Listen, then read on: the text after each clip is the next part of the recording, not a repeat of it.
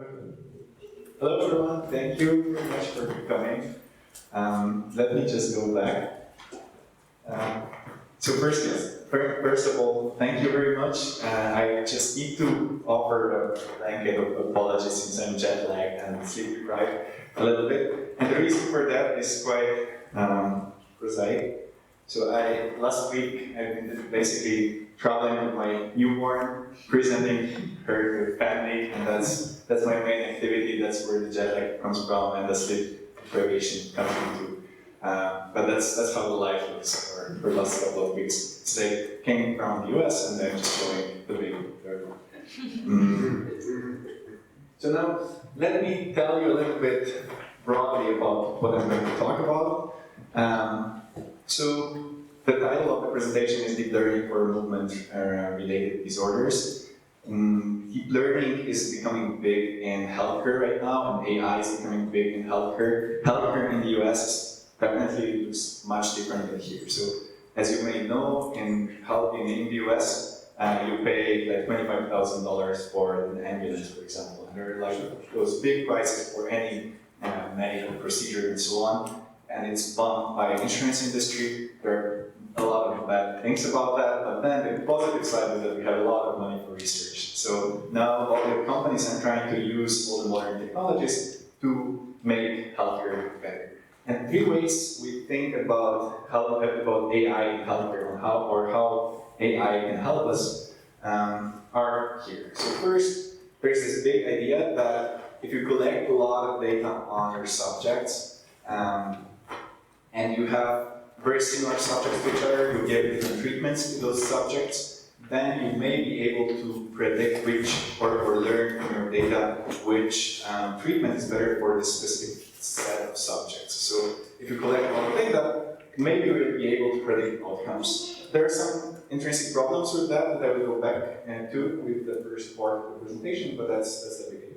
Another big thing where people hope to use AI and those modern IoT technologies is the real-world evidence. So the idea is basically that we're collecting data at scale from your watches or from your mobile phones, and we again know a lot about subjects. One use case of collecting a lot of data in the real world is the so-called external control. Now this is a big idea in clinical trials, that instead of having a control in a clinical trial where you basically give a placebo, you could try to find very similar patients out in the wild and show that your drug is superior to no treatment just by finding very similar subjects that didn't get treatment. So that's a big thing. Now the third thing is the digital biomarkers. So I believe that Krzysztof Geras, on the last presentation here, was talking about digital biomarkers in a very specific cancer case.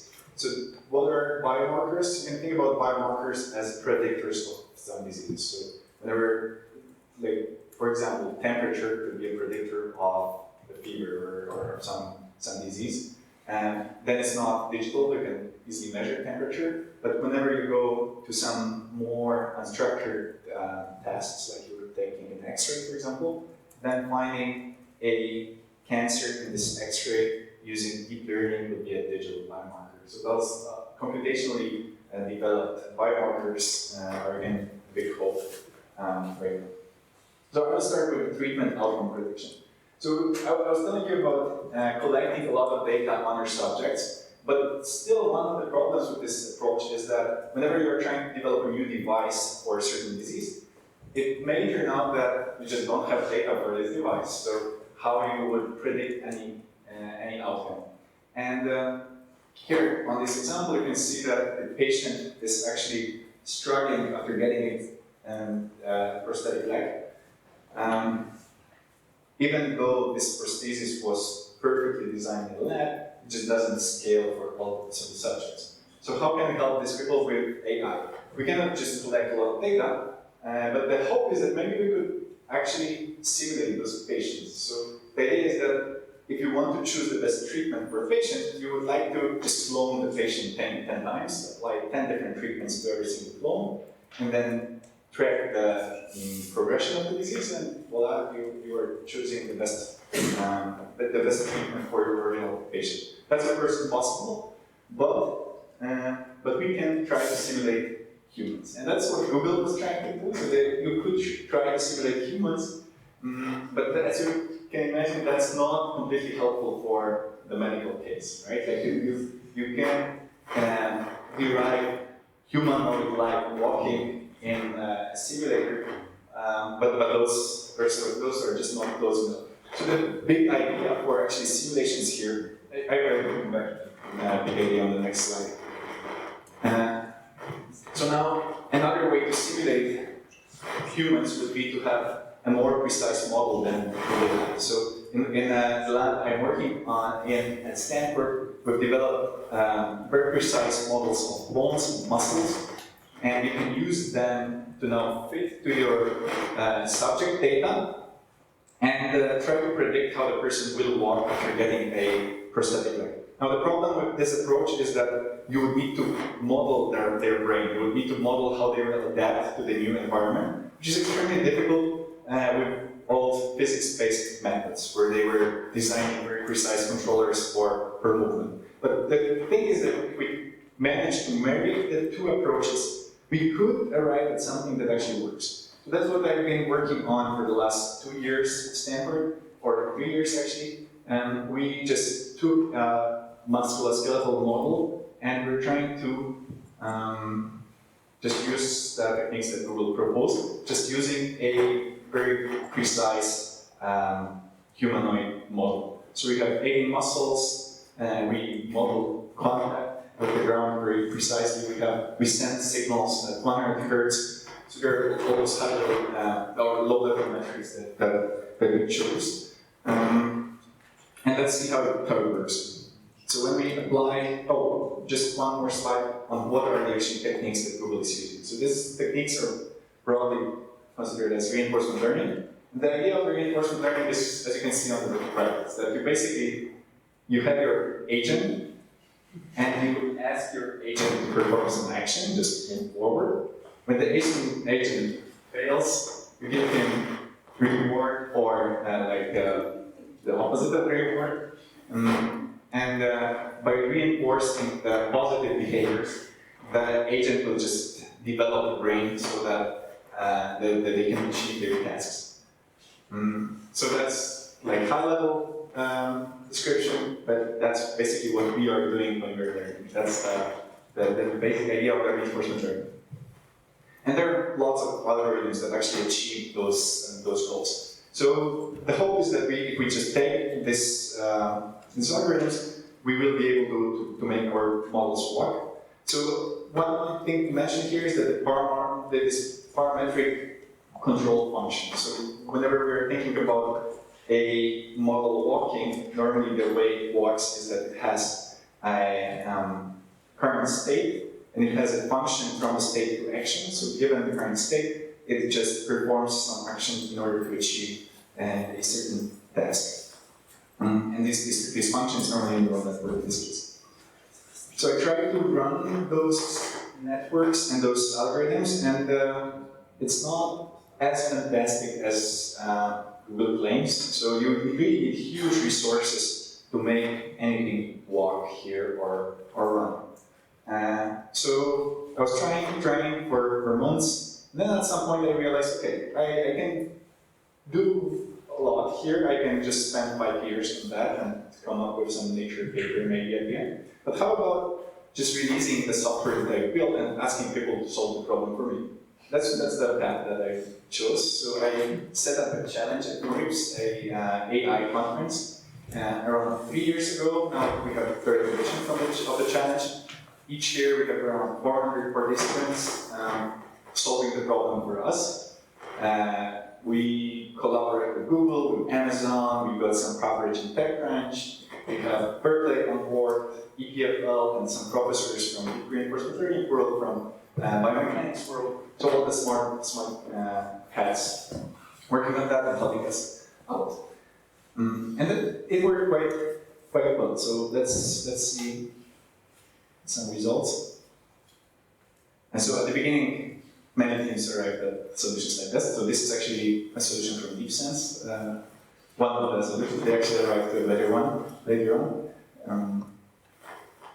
But then actually it turns out that if you just have enough people working with a lot of resources, we'll arrive at some solutions which look like human running or walking. So now let's reiterate on what is actually the idea. So what we managed to do here is we train a neural network to control a model to run as quickly as possible. And now, if I wanted to predict how this model would run with a prosthetic leg, I can just swap one of the limbs, plug in prosthetic limb, and retrain my network. And as long as this fits what humans do, then I hope that the output with the prosthetic leg would be again similar to what humans would do with this prosthetic leg. So I could, in theory, predict how the person would walk after a surgery or after getting a prosthetic leg. That's state of the art, but not enough to actually make it clinically useful. But that's what where we were heading. And then we had one more challenge the year after, where we actually asked people to build controllers for an agent with a prosthetic leg and walking at different speeds and walking at different angles. And as you can see, the agents were actually adapting different walking patterns for different walking speeds, which was again a validation that what we're doing makes sense. Because that's exactly what is happening in the real world.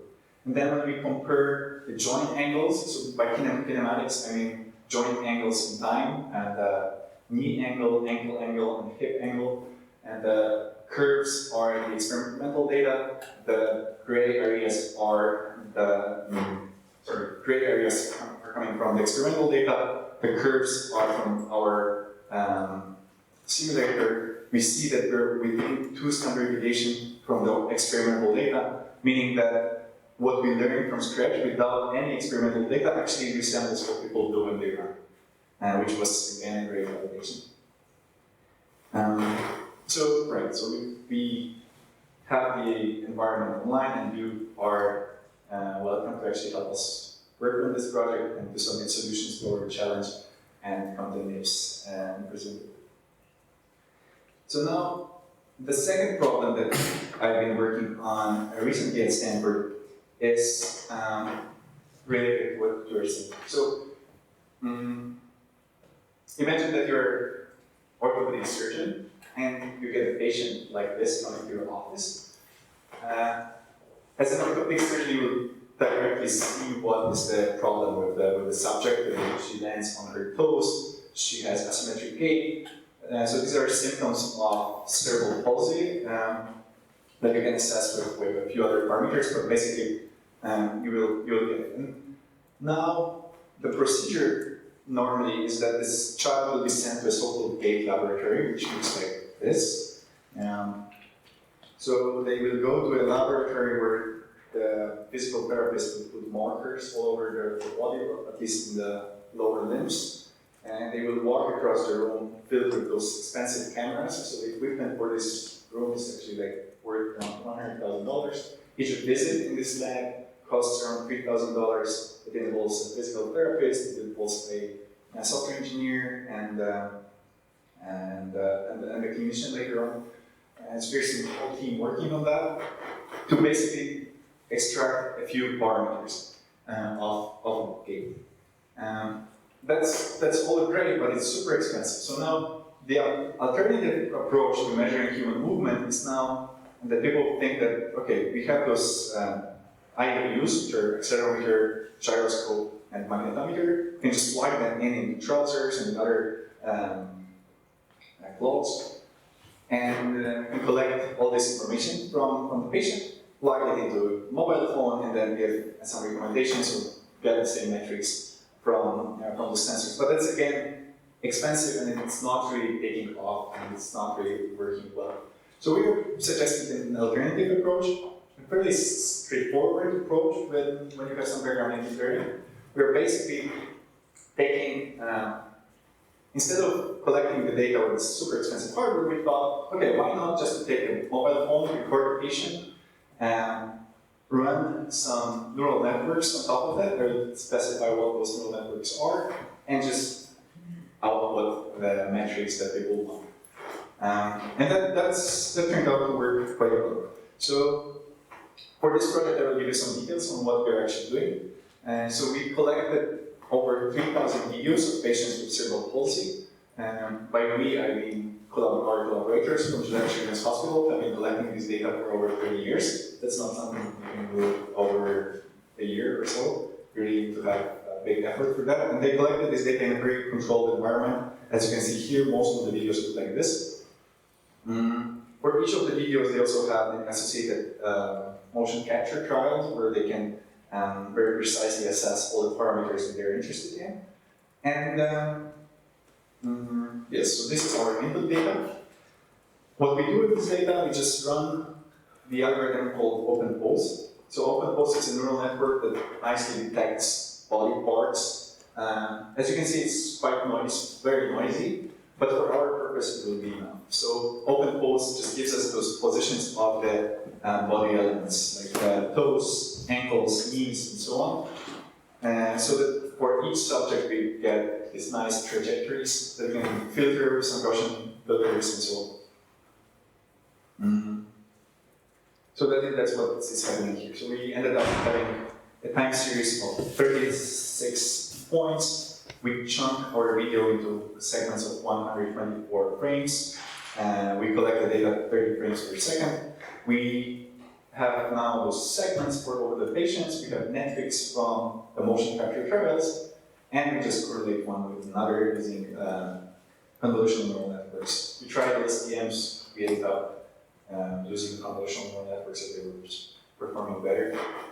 So convolutional neural network is like we are using 1D convolutions. So basically our time series input is around here. We just slide a filter here, get this output, and we apply a max pooling. So like we run 2 convolutions, max pooling, and so on. So this is a pretty straightforward architecture. Other architectures would work well for sure. So let's not focus on that. It's just to show that it's actually very straightforward. Now, to compare that with something easier to interpret and easier to train, we also train random forests. For random forests, we take all the features, well, several features from the time series, like the position of the big toe, position of an ankle. We take percentiles of those time series values, and we plug it all into a random forest. We try ridge regression too, so we take all those features and we plug them into ridge regression. So we just scale down features that are less important by this L2 penalty at the end, and L1 penalty too. And then we optimize metrics that are typical for machine learning tasks. So for regression, we just look on the mean squared error. For multi-class classification, we have some equivalent of the mean squared error in the for discrete data. So those are our target metrics. Then for actually training networks, we can use default tools. So binary cross entropy for binary classification, and just cross entropy for classification. And for regression, again, we can use mean squared error. So there's nothing special here. But the great thing about all this is that it actually works. So we predict cadence, peak reflection, speed with correlations about 0.75. GDI is basically a summary metric of how severe is the cerebral palsy disease in this child, like in a very basic understanding. So texture measures how far is the child from a normally developing child on the kinematics level. And then we compared that to a few other methods. As I was mentioning, the ridge regression, random forest, and the CNN was all performing all of them, which was good because now it kind of validates that this entire workflow can be applied to all the other features too, with some confidence that it will perform reasonably well. Maybe not beating all of them, like it's not an evidence that will always beat all the metrics compared to other methods, but it works well. So we have the entire system for outputting this report for the physician. Now the nice thing about our system is also that we can understand what is not working very correctly. So one big claim against neural networks is that it's a black box and we don't know what is happening. But then actually what we tried, for example, is we looked on features that we're not able to derive using open poles, like the mean foot progression angle, which is basically the rotation of an ankle. And we compare this mean foot progression angle with the residuals from the model. So we're trying to see if adding a feature that we don't have in our open poles in open pole structure could potentially add something to the modeling, to the model. It turns out that yes, it actually could add something. So by analyzing those extra features, we can understand what is missing in our data. And then on the other side, the random forest again gives us some extra values that we can look on feature importance. So we can see that the position of the big toe is actually important. So these are the ranks of the features. So the one there is for the 10th percentile of the big toe. That's our first most important feature.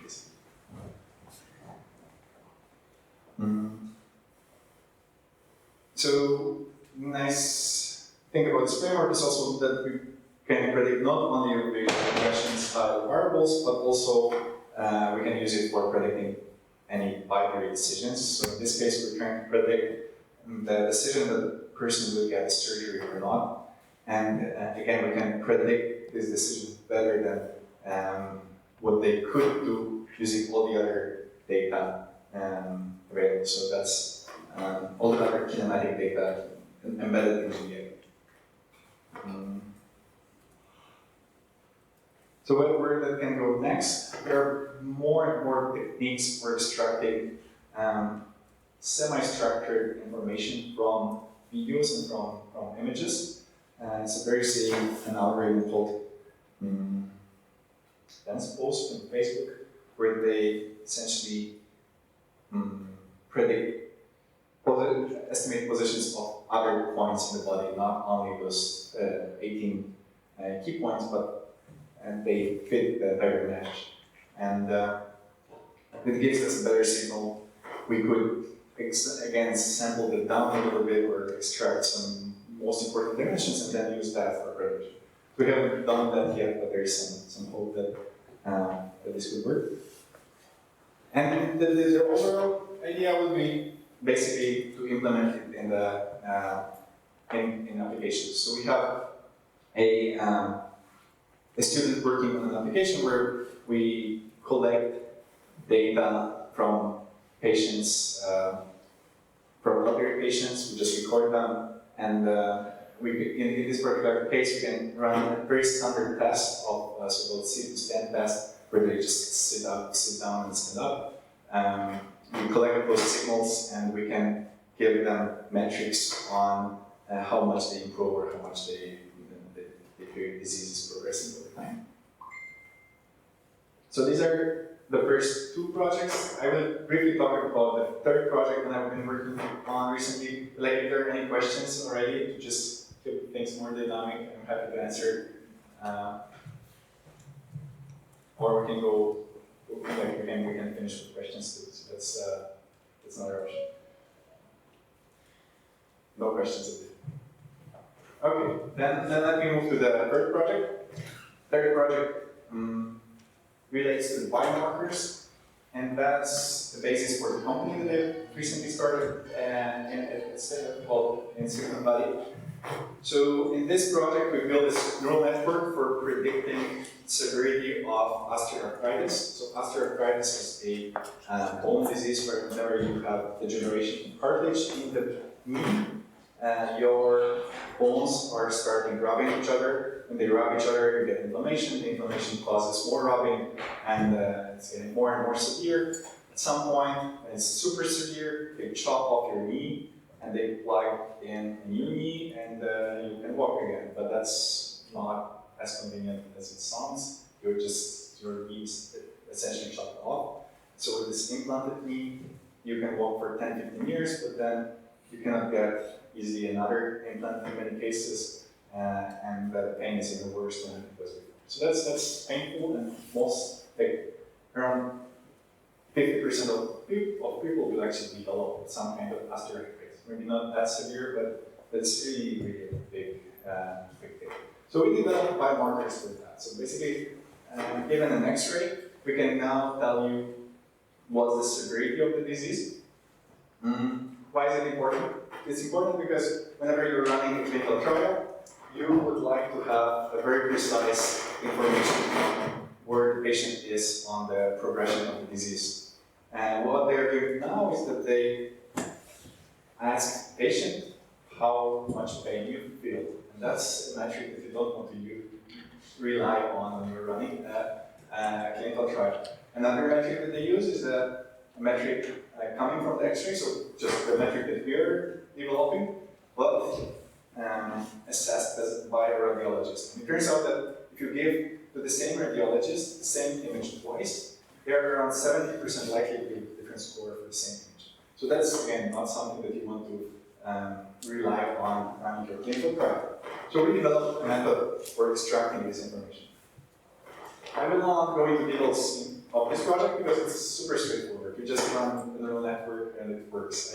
I think basically with some courses on machine learning and deep learning, or with some tutorials, you would be able to get to pretty decent results. We had some tricks that bumped the accuracy at the end, but let's not focus on that. I'm happy to talk more about that later. Also, we're getting our paper published in Radiology.ai on that. But let's focus on the other part of that. So once you have this model, how can you actually deploy that in practice? That's a common problem in machine learning, and especially in research, where we develop a method that works perfectly, but then we just keep it in the paper, no one's really using it. We wanted to go further. We wanted to really deploy it, either as a business or as a open source app, whatever. And the problem is really prevalent in machine learning community. So there's a big paper in Nature where they predict the progression of skin cancer from a photo, or actually they can predict if cancer is malignant or not.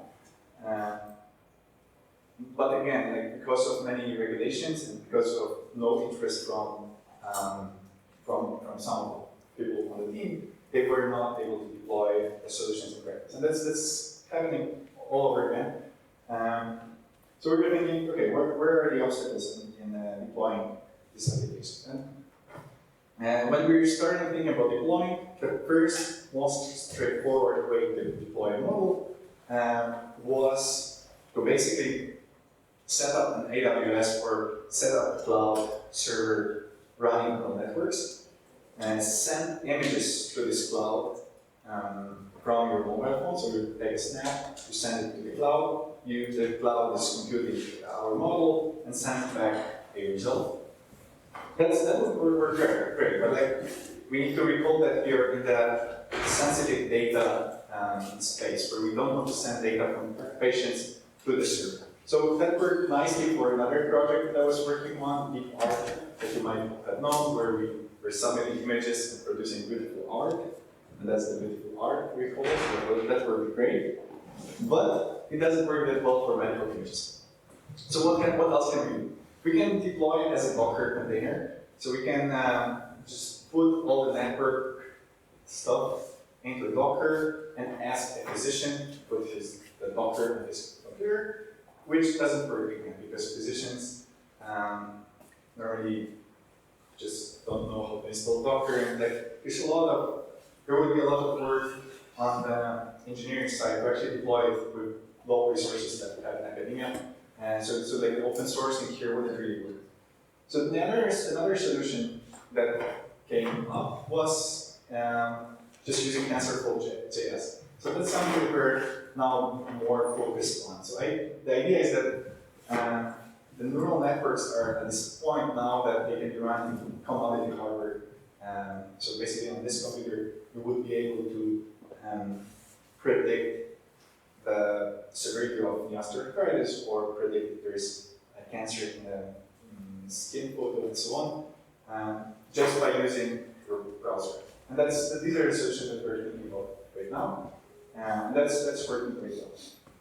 Finally, the fourth solution is just to deploy it as a mobile app, and that sounds silly for medical applications, like the knee osteoarthritis, but on the other hand, that's again something that we're testing, because you can just think about this movie-style assessment of X-rays.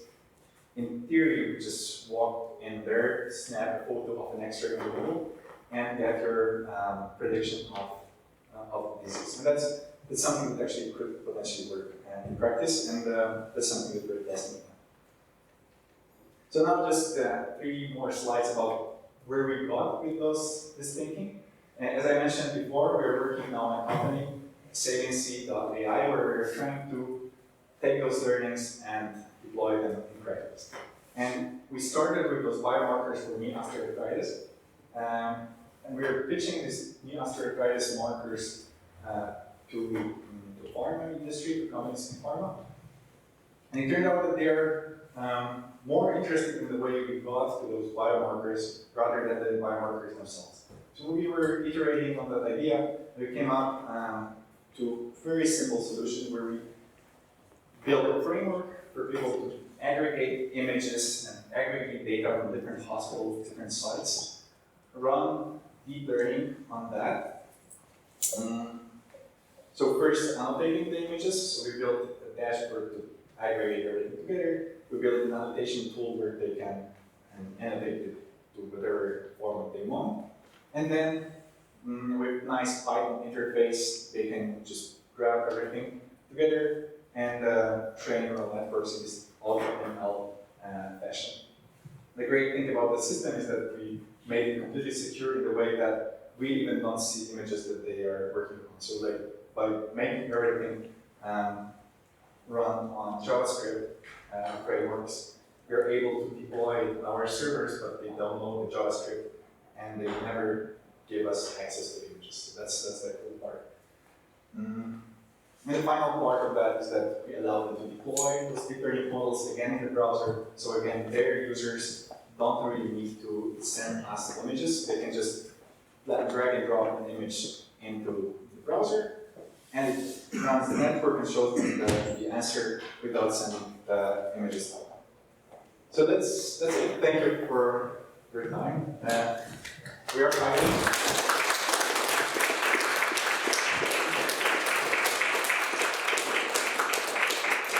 So we will be hiring soon. We are just getting ready now.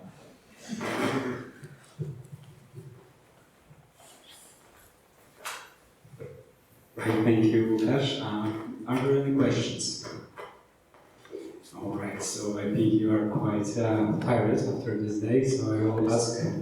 There is a question. Oh, sorry. I'm coming to you. Okay, so okay. So the idea of this JavaScript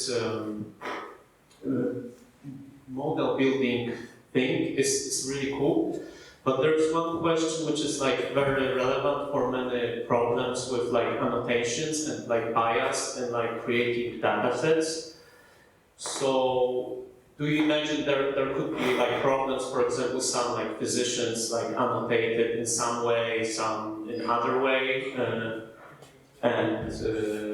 yeah, so that's basically the question.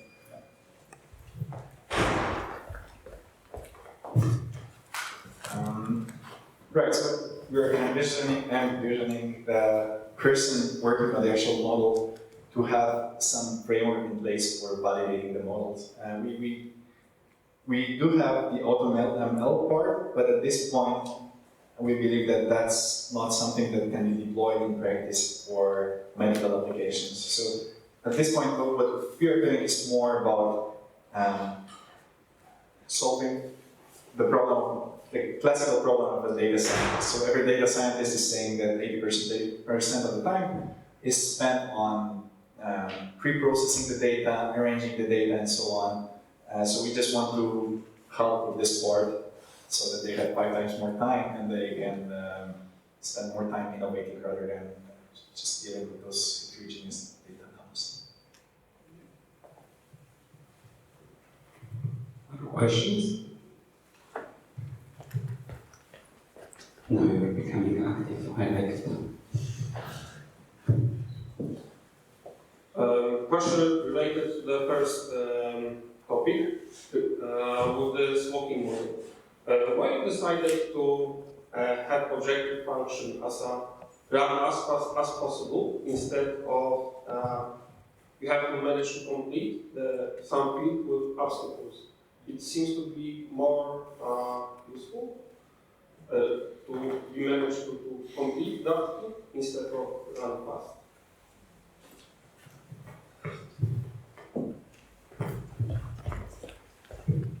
Yeah, that's absolutely correct. So the objective that we have right now is useless from the medical standpoint. Something more reliable would be to include energy, cost, for example. So like that's normally when we walk, we are not trying to go as fast as possible, of course. The thing is that for this toy example, this is the metric that was the easiest to actually implement and the easiest to implement, but still making some sense. So the idea is that when you run, you're actually, especially when you're running on a very short distance, you're not trying to optimize anything else. You just go as fast as possible. So it's still realistic. It's not useful clinically, but it's still very, very realistic actually. That was it. Other questions? Okay, I think I will have one question. So if I have a super cool idea related to the subject you're doing, can I contact you and maybe we'll do together research? And this is like a general question, not only about me. Yes. Yes, so we have a lot of open projects that we would love to collaborate on. And if you have ideas on how to use software that we develop, then definitely. So the basic idea of our lab is that we build a lot of tools that could be used for solving problems. And now, yeah, let's just solve problems together, for sure. All right, other questions?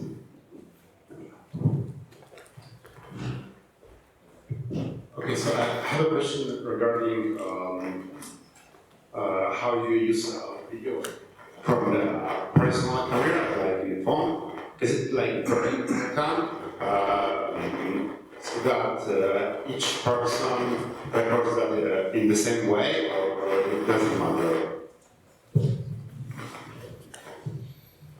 Right, so the good thing that we are doing is that we're using OpenPost as a pre-processing part. So the OpenPost is this algorithm for detecting joints. So now, as soon as the video passes this point, and like if you can detect joints in the video, then the background and lighting and all the other conditions are irrelevant. The only thing that remains relevant is the distance from the person walking and the distance that the person is walking. So this we will describe as part of protocol, but then apart from that, it doesn't matter if you're doing it at home or outside and so on. So all those computer vision parts are taken care of thanks to OpenPost. All those physical things need to be taken care of by just designing a program. This is not like a problem for like so you know that like for like a random person, it is not a problem to record it. You don't need a physician or somebody to supervise it. Right. Okay.